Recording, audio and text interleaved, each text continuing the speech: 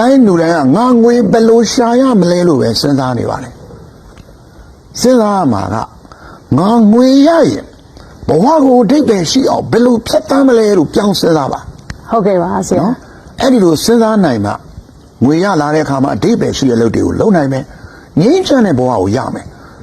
ပျော်ရွှင်တဲ့ဘဝကိုရမယ်ခိုင်မာတဲ့အနာဂတ်ကိုရမယ်မိသားစုတာယာတဲ့ဘဝပေးနိုင်ပါလိမ့်မယ်ငွေကိုအကျိုးရှိအောင်တူးမှာငွေစုနည်းတွေမှန်ပါစေဟုတ်ကဲ့ပါဆရာပြောတယ်ငွေစုနည်းပေါ့နော်မှန်ပါစေဆိုငွေစုနည်းရဆရာရဲ့အများကြီးပဲပေါ့နော်အခုကနိပညာခေတ်ဆိုပို့လို့တော့အများကြီးတွေ့ရသေးတယ်အဲ့တော့ဆရာပြောတဲ့မှန်ကန်တဲ့ငွေစုနည်းကဘယ်လိုမျိုးလဲဆရာ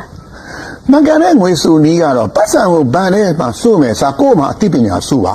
ဟုတ်ကဲ့ပါနော်ဒီရလာတဲ့ပတ်စံလေးကိုတုံးပြီးတော့နေ့စဉ်ကိုယ်မှာအသိပညာတွေတိုးနေအောင်လုပ်ပါဟုတ်ပါတယ်ဆရာဘယ်လိုငွေစုမလဲ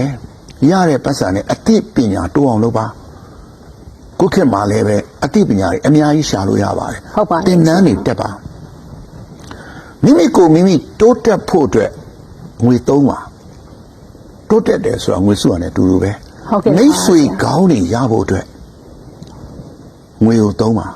ဟုတ်ကဲ့ပါဆရာနော်မိတ်ဆွေကောင်းကတည်ရည်ကြည့်ပါတယ်ဘုရားရှင်ကိုဟာလားအန္တနာကိုရောမြတ်ကြီးကမေးခဲ့ပါရှင်ဘုရားမိတ်ဆွေကောင်းများရှိခြင်းဟာ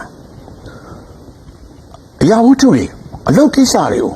90ခန်းလုံးပြီးမြောက်တယ်ဆိုတာမှန်မှန်လားဘုရားလို့မေးခဲ့ပါတယ်ဟုတ်ကဲ့ပါဆရာဘုရားရှင်ကရှင်အနန္ဒာကိုจิตသားအနန္ဒာသင်မှားပြီမိတ်ဆွေကောင်းများရှိခြင်းဟာတည့်ရဲ့အမှုကိစ္စတွေကိုယာနှုံးကြီးပြီးမြောက်စေတယ်လို့ပြောခဲ့ပါတယ်ဟုတ်ကဲ့ပါနော်ဒါကြောင့်မလို့ငွေစုလာရင်ဘယ်လိုစုမလဲကိုမိတ်ဆွေတွေတိုးလာဖို့အတွက်ဒီငွေကိုသုံးပါဟုတ်ကဲ့ပါဆရာဟုတ်အဲ့ဒီလို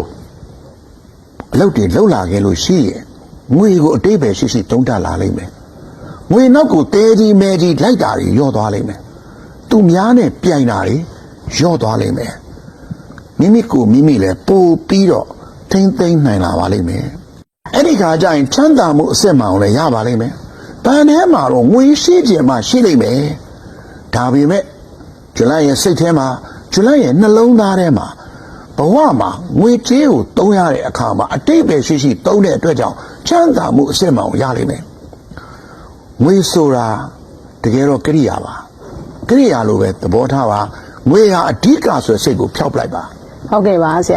ရာပြောပြသွားပြီးတော့လေငွေကြေးကိုပဲပေါ့နော်ဒီရှာဖွေစုဆောင်ပြီးတော့ဘဝတစ်ခုဖြတ်သန်းပြီးကုန်လွန်သွားတာတဲ့ဆိုင်ငွေကြေးနဲ့အတူပျော်ရွှင်မှုကိုပေါ့နော်ဒီကရိယာဖြစ်သုံးချပြီးပျော်ရွှင်မှုတွေရှာဖွေသွားမယ်ဆိုရင်တော့တကယ်ကိုကောင်းမွန်တဲ့ဘဝနေထိုင်မှုတွေရမယ်လေဆိုတာကိုလည်းပို့ပြီးတော့သိမြင်ခဲ့ရတယ်ပေါ့နော်ဆရာအခုလိုဆရာဟာချိန်ပေးပြီးတော့လာရောက်ဆွေးနွေးပေးသွားတဲ့အတွက်ဆရာကိုအထူးပဲကျေးဇူးတင်ပါတယ်ဆရာဟုတ်ပါပြီကြားရင်